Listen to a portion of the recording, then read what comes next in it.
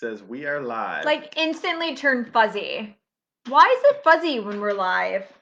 Dude, it's just Facebook's system. I don't think so. It's Facebook's system that makes it fuzzy. What is up, everybody? What's up? Jerry, Rachel Niesman. Talk about it Tuesday. What are we talking about today? We're talking about the 6 reasons you should always have, always have a realtor with you when you're visiting a new home builder. Or really even let your realtor know before you go visit their website. You can look on their website, just don't give them any information. We'll talk about it and we'll get into it. And we'll explain to you why in our 6 reasons. But can we just take a moment to celebrate for a second? What are we celebrating? 500 YouTube subscribers. Woohoo! Yay! For those that are new to our YouTube world, yes. For those that are new to our YouTube world, it is the Niesman team over at the YouTube. And if you have not subscribed yet, make sure you do because we put up cool content there. We do this Talk About It Tuesday every Tuesday live at 4 p.m. on our Facebook page. So we can interact with people, talk with people, and answer questions in like live time. Yes. You know, pretty soon we'll go live on YouTube. We are? We will. Oh, cool. Yeah, I don't know if you've ever done that before. Nope. We got 500 subscribers now, and we should do chat with them. Yeah. So that's a new thing. So congratulations. I'm very excited. Awesome. Me too. Yeah. Very good. But we are Jerry and Rachel Niesman team at Keller Williams Realty in Fort Myers and the islands, technically. Yes. What islands are they? All of them. On Earth? Yeah, all the islands. Yes, in the world. all the islands in the entire world. No, not really. So Fort Myers, Captiva. Fort Myers Beach is Estero Island. Sanibel, Captiva, North Captiva, Boca Grande. Yeah, all the islands. And so we were coming in hopefully the not too distant future. 7 islands out in Cape Coral. Oh. You don't even know. I don't know what that is. Huh? 10,000 islands down in Naples. I don't know about There's that either. islands all over the place in Southwest Florida. Good thing you are really good at your part of our real estate business, and I'm very good at my part of the real estate business. So let's get into the real talk of the day. Marco Island. We're just going to keep pulling islands out. Like through the whole... We're just going to drop islands in. Whole Talk About It Tuesday? No, I think that pretty much covers it. Yeah.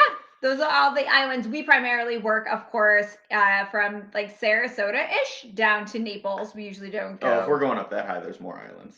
Oh! What islands? What you got? Anna Maria Island, Woo! all of the Siesta Key, Longboat Key, Bird Key. Drop a message if you're watching. What's your favorite island in Southwest Florida? My favorite, I like Captiva. I like Captiva. Yeah. So it's fun. So let's talk about why on earth would somebody bring a realtor to a builder that has a realtor sitting in their office to help them buy their house? Because we run into it all the time. We talk to people all the time who either don't know that they can bring their favorite realtor, preferred realtor, hopefully the Niesman team, if not somebody that you like and love, know and trust. You can bring those people in to talk to them about building new home construction. And you're kind of the expert on this subject because tell us a little bit, for those who don't know, your background. So I started my real estate career in new construction, working for a builder as one of those, what we were called in that particular company, we called ourselves new home consultants. But you were a licensed realtor. You had a real estate license. Well, I was a licensed real estate agent, not realtor. I was not a realtor because to be a realtor, you have to be a member of the National Association of Realtors. Which you didn't have to be, but you had your real estate license. As a builder's agent, you do not have to be a member of the association, but you have to have your real estate license. So I had my real estate license. I was a licensed real estate agent. But I worked for the builder, represented the builder and the builder's financial best interests. Sure. So while I was there and I was friendly and I was helpful to anybody that came in, my legal obligation and responsibility was to the builder, not to the client. Which gets into our number one reason. Correct. So, like, as we're going to drop a numeric list, let's point out what number we're on. Yep. So, 6 reasons you must bring a realtor into talk to a new home builder. So, number 1. Well, first of all, I think we should talk about what I've got in the description. I even took it out. That's like the least important thing to me. No, it's not though. Because they give up their rights to representation if they give the builder any information without their realtor there. Yes. So don't do that. Yeah, if you're going to visit a builder's website and give them your info or whatever, you need to recognize that, just like Jerry said, you are sometimes giving up your rights. Now, some builders are more flexible, some are very inflexible. So just before you give any information, make sure you have your realtor there, or that your realtor has at least spoken to them and registered you, because that protects your rights to representation. But now let's explain why it's important for you to have representation, which is the number one reason, which you already said, which is those the person. Yes. Okay. So you walk into, in theory, you don't have a builder or a realtor walking in with you. You go into like a model home. There's signage everywhere here in Southwest Florida and other places. Sign says, hey, model home now open. And you walk in as Mr. and Mrs. Consumer, curious about what kind of homes they're building. And you are greeted by a very polite, kind, helpful new home consultant or something along those titles. And yes, they are going to help you find the best home for you. But within their community or within the floor plans that that builder has to offer. So their job, are there tacos today? Thanks, Mike. No, I just said that right before we got on. Went live. I'm like, I'm hungry and we don't have any tacos. I'm making like sweet potato souffle. It's not even like, I'm not even like doing Taco Tuesday proud. One of these days we're going to show up and be eating some tacos. Watch. Today is not the day. I have coffee. Does that count? I think it counts. I think coffee always counts. I don't think coffee counts for tacos. No. Okay. Not the same. So we are going to, so I know it's so sad. So the builder's agent who's sitting in the model home that's going to help you pick out your floor plan, the lot, everything like that. That person is essentially a listing agent. For the builder. So they are representing the sale of the home. And of course, they'll dual represent. They'll also represent you as the buyer, as well as yourself, as well as the builder, as the seller of the home that they're building for you. So they can represent both sides, but they work for the builder, right? And there's nothing wrong with that. But why we think it's so important for you to, as a consumer, use your own buyer's agent is because you want somebody whose best interest is aligned with you. Correct. So having a realtor work with you, having me come in with you, I am legally obligated, well, if we have a buyer's representation agreement in place, then I have now signed a contract with you that I am legally and ethically obligated to represent your financial best interests. Right. So I'm there to look out for you. So I'm there to make sure that we're negotiating the best deal possible for you. I am there to also go through with you and let you know, well, is that further down the road, or is this for the same one? I think number 2, so number 1 is the builder's agent, and I'll start typing them.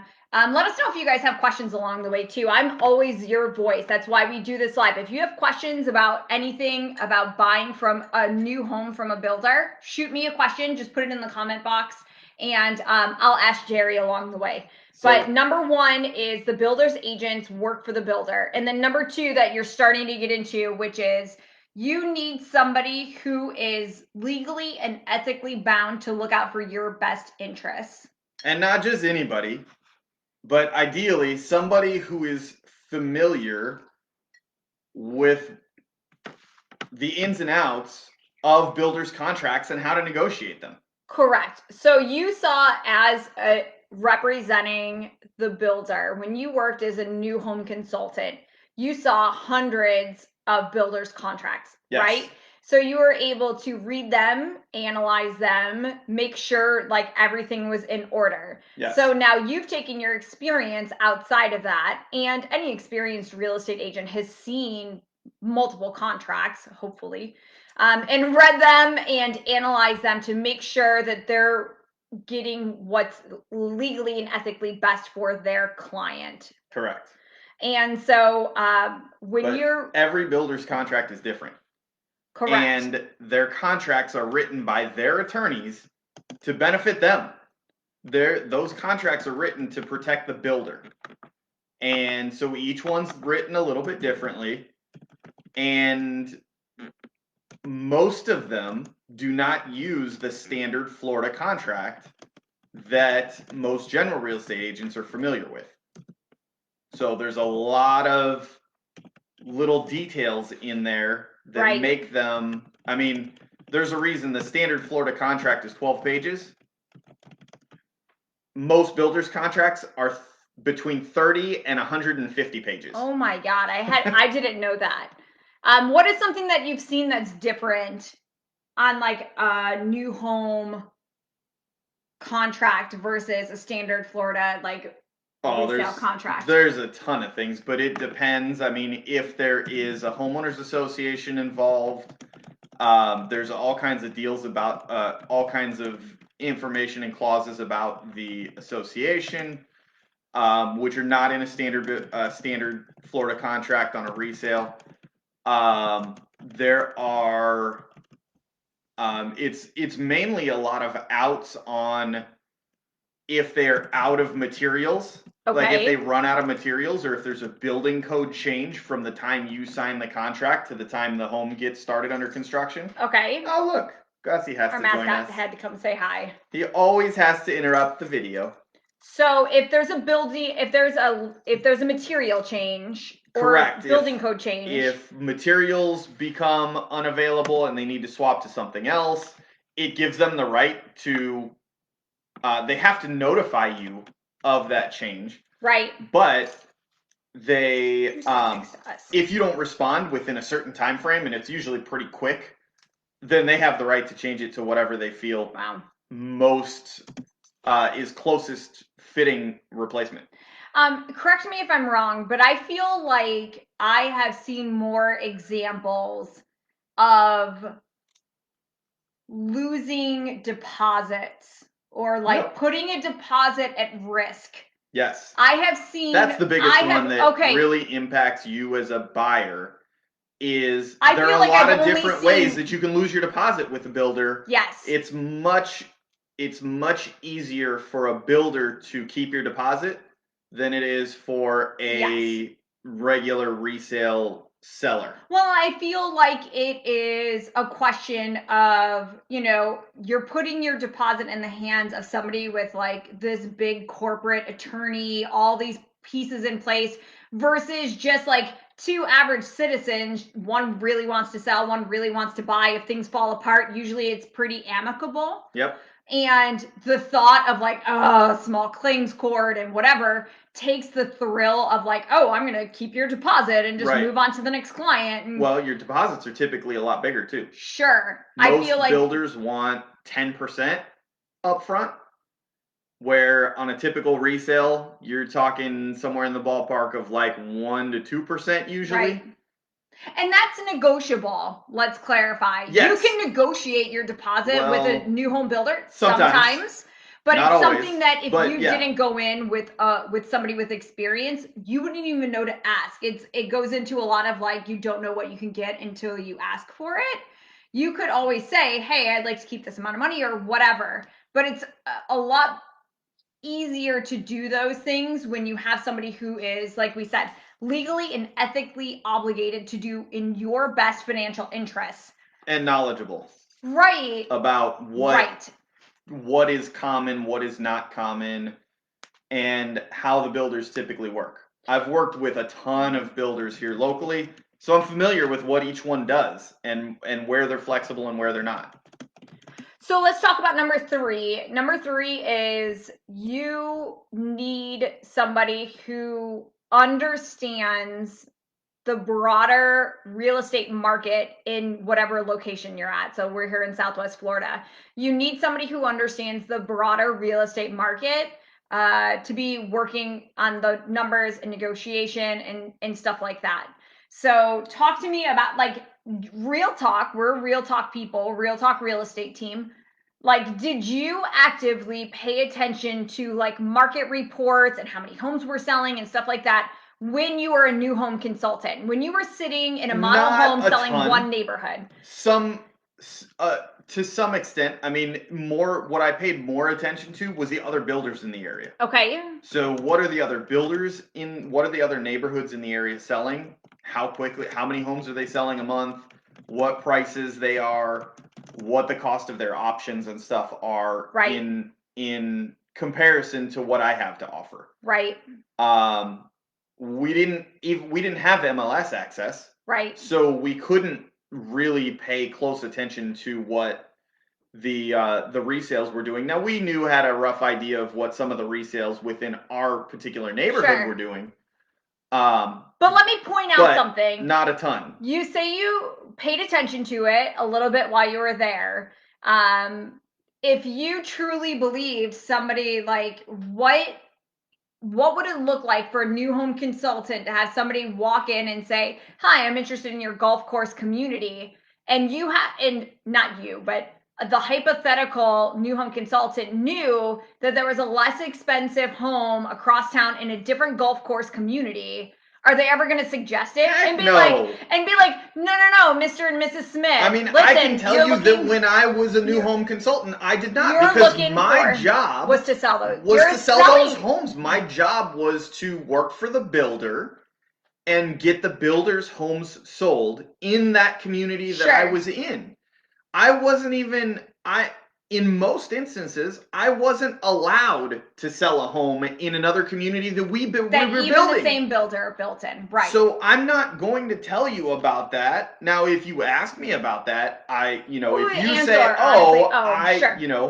like I worked in a neighborhood in Gateway, and if people asked me about the neighborhood in Alva that was only 5 miles down the road, I would talk to them about that community, but what it always come back to is how my community was better than that community. Yeah.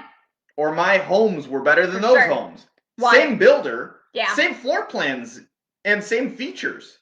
Yes. But why was it better in my community? That's what it always came back to, because that was my responsibility. So, and not just new home to new home community. If you go into a new home community with your own buyer's agent, not only can they cross compare new home communities across town and say, "Hey, just so you know, if you love this floor plan, you should go check out this other builder who's building over in Cape Coral. They also have HOAs under $200 a month, and they also have a gated community." And not only that, but they can also compare to the resales in the area. Correct. So like in the neighborhood, what if there is the perfect home? You're looking at a floor plan and one was built 2 years ago and it's $30,000 cheaper in the same neighborhood. If you go into a community that you love, into a model home, they're never going to suggest checking out any of the resales because that's not their job. It's just not their job. The only time I would even consider making that suggestion is if that person was buying another home within the community, that seller. Mm-hmm. They needed to sell that home to buy another one in the same community. That's the only time that I would even consider having that conversation, because one way or another, it's helping me do my job representing the builder. So now I would show you all of your options, because we need to find the one that fits you best. Right. What else? What else do we have? So what was that, number 3? Number 3. We're on number 4 of 6. Let us know if you guys have questions. Just type them in the comments if you are watching us live on Facebook. If you're not local, having someone who is and knows that. Oh, yeah. Okay, this is great. So, especially for our snowbirds. So here in Southwest Florida, we have a big market for people. Even people that work. I'm so sorry for those that are anywhere but Florida right now. Y'all got it really tough. I don't know how you guys all. Is it like warmer than 0 degrees anywhere else in the United States right now besides Florida? I saw snow in Texas, and I think they're talking about snow in North Florida too. No, if there is, I'm putting my kids in the car and driving up there. If there is, my kids, listen, if any of the Lee County school teachers are watching me right now, my kids are sick tomorrow. They're not feeling good, but they don't got the COVID, I promise. It's just one day of, you're gonna have to take them and get them tested. Can I take a picture of them in snow? Does that count? Like, here they are without sniffles playing in the snow. Okay, so for those who are not local, or if you have to work a lot and don't have the time to go look at it. Like Jerry and I are getting ready to launch our Real Heroes real estate program here in town. It is a program dedicated to EMT, police, fire, first responders. Yeah. And one of the benefits of our program that we're setting up is an allowance for more flexible real estate timing. So if you work goofy hours or weird stretches, we're available at a longer time for our first responders. But like if you have that going on and you want like, hey, what's the status of my home being built in this neighborhood? You have somebody who can hop in their car and like literally go put hands on the house or go and check in and take pictures of it, videos, FaceTime with you during construction. Could the new home consultant? Sure. Yeah, sometimes they do. And sometimes they don't. Sometimes they're not as attainable as you would like them to be because they're there working for the builder. And so it would be nice just to have a second set of hands available to help you with the house. 2 phone numbers to call. And somebody who knows what they're looking for. Sure. So whenever I do this for a client, so when we sign a contract with the builder and we have a breakdown of all the options that you've selected and everything, whenever I go, I have that information with me. So I go through the home with the list of options and walk through and, okay, is this there? Is that there? I mean, we caught just recently, we've got a client that's under construction. They're getting ready to close here in the next couple of weeks. Home was under contract, and we caught one of the special options that they asked for with this builder was to have a pot filler over the stove. It's an extra plumbing line. So we caught it and let them know that it wasn't in there right before the drywall went in. All the plumbing was in. Drywall wasn't in yet, though. So we went when the plumbing was in, before the drywall got put in. And I was able to contact the builder and say, hey, it looks like all the plumbing's done, but there's no water line over to the pot filler, over above the stove where the pot filler is supposed to be. Can you check and make sure that gets done? Now, unfortunately, he didn't get to the plumber, or the plumber didn't get there until the drywall got put in. Oh, no. So the drywall went in, and they had to cut holes and run the plumbing line. But we got it fixed. But still, we got it fixed before that happened. Before paint went in. Before texture, and God forbid, before the tile backsplash had gone in. Like, now they got to cut a hole and bust out tile. Yeah, that's not good. If that doesn't get caught until the end. Yeah, so we were able to catch it ahead of time so that you don't have that mess, because a lot of times they can't go back and fix it. Right. Or it's easier for them to just say, oops, we made a mistake, we'll just give you a credit. And that's one of those things in the contract, right, that most people don't catch, is that if they miss an option that you paid for, they have the option later on, if it gets caught, to refund you rather than fixing it. I mean, if it's easier or better for them. Over the last 11 years that you've been doing this, I have heard you catch like doors being, like, what is it, elevation? Front elevations being wrong? Front elevation being wrong. Ooh, so, like, I had a client So when I was working for a builder, I had a client that canceled their deal. They waited 9 months for their home to be built. Had no idea, and they showed up to the final walkthrough. They were up north. 9 months, no pictures, no information. Showed up to the final walkthrough, and the house was wrong. Wrong floor plan.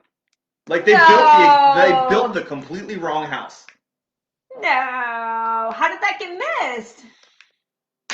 Crazy. Built the whole wrong house. And so they canceled the luckily, because they were able to prove. Now they had to fight for it.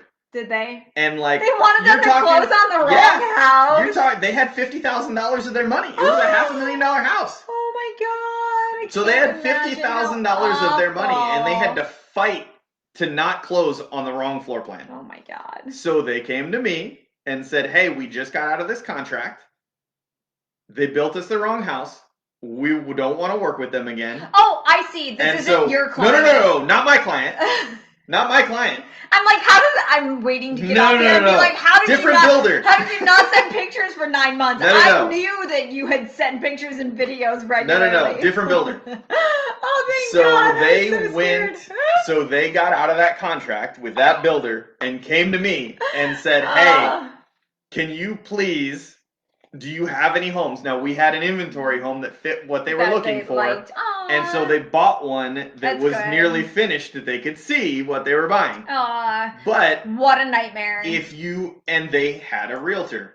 They didn't have a realtor when they came to me because they weren't working with that realtor anymore because that realtor missed it too. Sure. But if you have a realtor that knows what they're doing, that knows what they're looking for, like I said, I go with all that paperwork in front of me so that I can compare and say, okay, are we building the right thing? If you haven't seen, we have a Talk About It Tuesday video that we did. So if you go to YouTube and go to the Niesman team, and then all of our videos for Talk About It Tuesday are listed as real estate education. We did a video on interview questions for realtors. If you're looking to work with a realtor, what can you ask them to kind of vet? Because as much as we would like to say, like, you just work with us and you'll love us, we know that not everybody does, or you got friends, or you got family, no problem, whatever. No big deal. But these are questions that you should be asking them to say things like, what is your process if I decide to go new? How do you handle that? Yes. What is your experience? And if you don't have a lot of transactions, who do you have as a mentor to go to make sure that your contracts are in place and things like that? We're not discouraging of people becoming new realtors, but there are a lot of questions. It's a lot of moving parts, and it's a lot of legalese that even I'm an unlicensed real estate assistant. I do not have my real estate license. I don't understand everything that he talks about. I just don't. 10 years into working across the table from him, and I still don't understand it. I just don't. I don't get it all. All right, so what's number 5? So also having someone who understands and speaks and can translate the language that builders, lenders, and title companies speak. A lot of times, builders talk about things. They use, crazy words. Lenders, same way. Title companies, same thing. We do it. Realtors do it all the time because we talk that way to each other, and we forget a lot of times that our clients don't understand those things because it's second nature to us. Right. So someone who recognizes that, understands the different terminology, the language that they're speaking, and then can help translate that into something that you understand. Like front elevation. Not everybody knows what front elevation means. Yeah, most people think elevation means how high the house is. Exactly right, and it's not. It's what the front of the house looks like. Where the doors are positioned, like garage is on the left side or right side. Flipped. Right. So yes, and so that's very helpful to have somebody to talk to them. What are some other words or phrases? Can you come up with anything that builders use? What about I options? love when people ask. This is like the number one question that everybody asks when you talk to a builder. How long does it take to get my house built? And what's the answer? And a lot of builders love to tell you, oh yeah, it's like 4 to 6 months. But what they leave out is it's not 4 to 6 months from when you sign the contract. Of course It's 4 to 6 months from when they get the permit in their hands. How long does it take to get a permit? Sometimes 3 to 4 months. No, that's crazy. So you might think you're going to have a house, like you sign a contract today with a builder and you think you're going to have a house in July. Well, guess what? That ain't happening. Not right now. I mean, I've got clients that went under contract last month and we're talking it's going to be done in November, maybe. Maybe. Because they don't have a permit yet, so we don't know when that clock hasn't started yet. But, I tell everybody, I talk to them and I ask the builder, how long is it taking you to get your permits? Because when I ask them construction time, so you have to clarify, you have to be specific. Are you talking actual construction time or are you talking contract to completion? Most of them won't give you a timeline contract to completion because they don't know when they're going to get the permit back. That's crazy. I mean, I had one that is under contract now. They still don't have the permit back. And we went under contract in October, I think, November, because they found gopher tortoises on the property. No one knew. The builder already owned that lot. I love Florida. They owned it, but it's an endangered or a protected wildlife, and so they have to pay to remove the gopher tortoises and relocate their home somewhere else. Oh my God. And so it costs money and you have to get special permission and it takes time. And so there's a whole process they had to go through. So now we're like 4 months in already, 3-4 months in. Crazy. And we still don't have a permit. That's not good. That's not good at all. Yeah, so what we thought was going to be done in April is not going to be done is not going to be done in April. But I was able to explain the process and here's what's going on and here's how it's going and why it is what it is. Because all the builder told them was, oh, we don't have a permit yet. They didn't tell them why, and nobody could tell them why, so I had to pick up the phone, call some people, and find out. But otherwise, it's just, we're not there yet. A lot of times. Crazy. So we have number 6. This is the last reason you should always use a buyer's agent. It really goes back to number 1. Well, sure. Builder. Well, not number 1, but what we talked about yes. in the beginning before we started listing is that you have the right to representation, to somebody representing you and your best interest. And I want to clarify, because I don't know that everybody knows this. Reputable builders know that buyer's agents exist and they support buyer's agents in helping buyers make good decisions.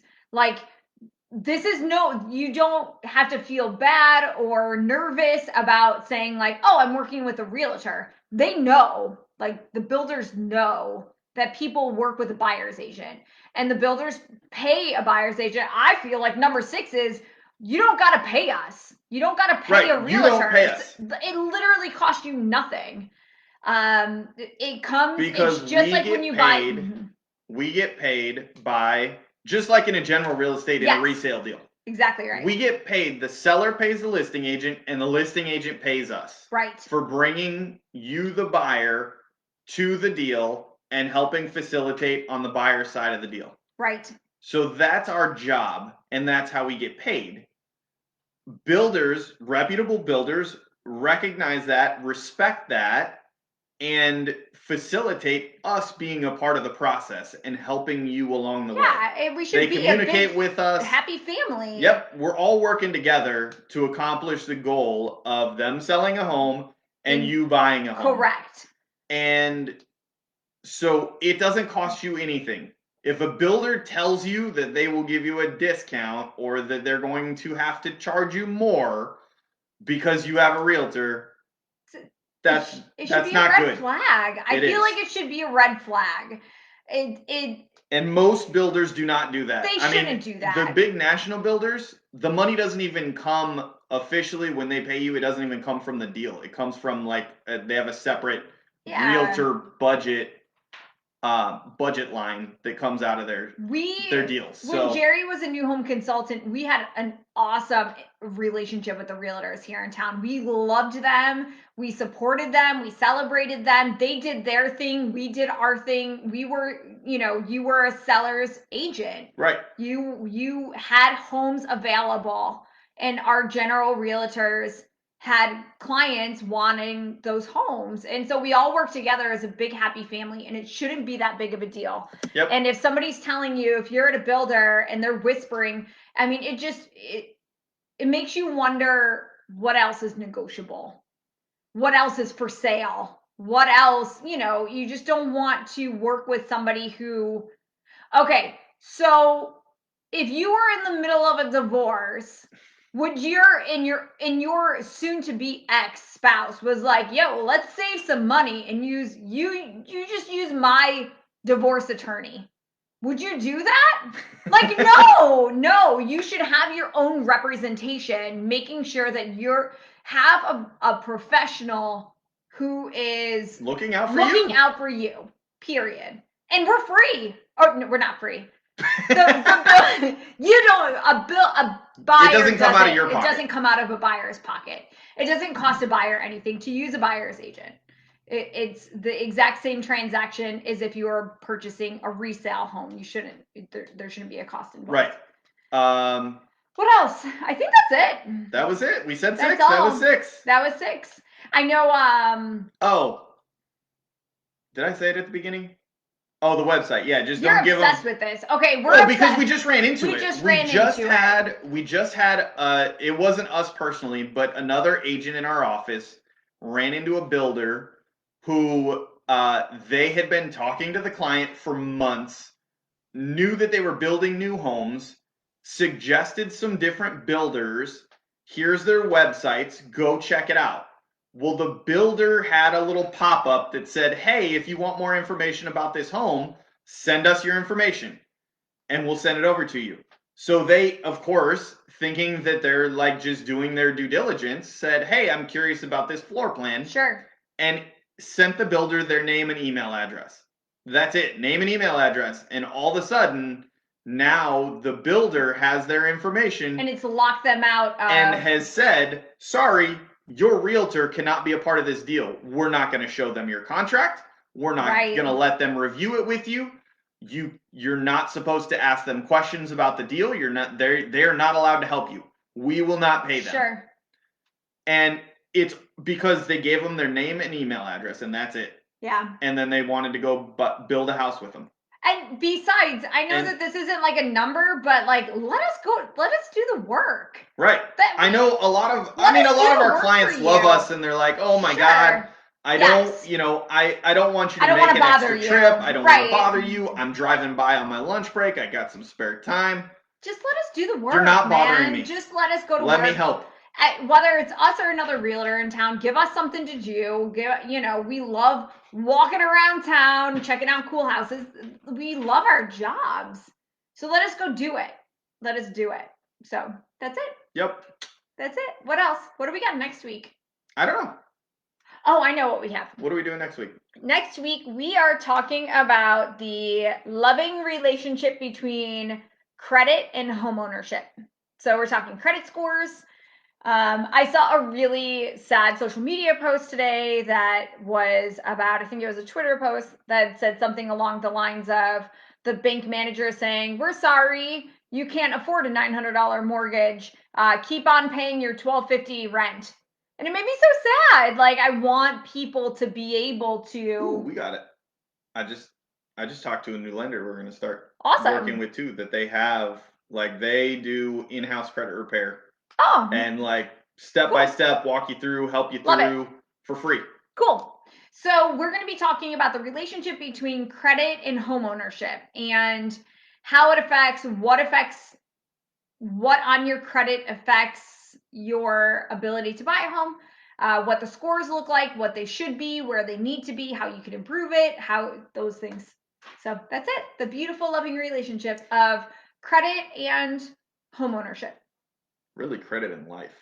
Everything's easier. Yo, and better did when you you have know? good credit. Listen. I know. We've been on both sides. Listen, did you know that the credit bureaus only started in like the 80s? When did? No, I didn't know that. Credit bureaus. I'm consulting Dr. Google. Hold on. When did credit bureaus Doesn't surprise me start? Why doesn't that? I feel that's like 1970. I'm wrong, but the Fair Credit Reporting Act was passed in 1970. And so the concept of credit score started in 1989. I was right. And would evolve in today's most popular scoring model, the FICO system. So that's what we're talking about. Cool. So it's only been 30 years. Yay! So we're going to talk about credit and homeownership. So join us next week. And thank you again for subscribing to our YouTube channel. You can contact us at 239-201-9583 if you are interested in buying, selling, or investing in real estate in Southwest Florida, Sarasota down to Naples, and kind of like all over in between. And let us know. Yep. What else? What else you got? Oh, don't forget to check us out Thursdays. Oh, home tours. Our Niesman team home tours. Cool. You're doing new homes. We are talking about new homes, yes. Yeah. Cool. So check us out Thursday to see what the next community is. I think we got wait. Somewhere in Sarasota coming up, right? Yeah, we got the Grand Park in Sarasota. Brand new community. I hear it's cool. It is really cool. I can't wait to check it out. So thank you guys so much for joining us. Let us know if you have any questions about this topic or any of the other topics. Feel free to shoot us an email, jerryniesman@gmail.com. Somewhere in this world, you can see Jerry Niesman's name spelled out. So that at gmail.com. And let us know if you have any questions. It's here on our shirt if you want to hit pause. And thank you so much for joining us today. And one of these days, we're going to have tacos to talk about it Tuesday. And make sure you like and subscribe our YouTube channel. Thank you guys so much. Yep. I think that's Have a great day. Bye, guys. Bye. I can't, I'm waving at my chin. I got to push the button.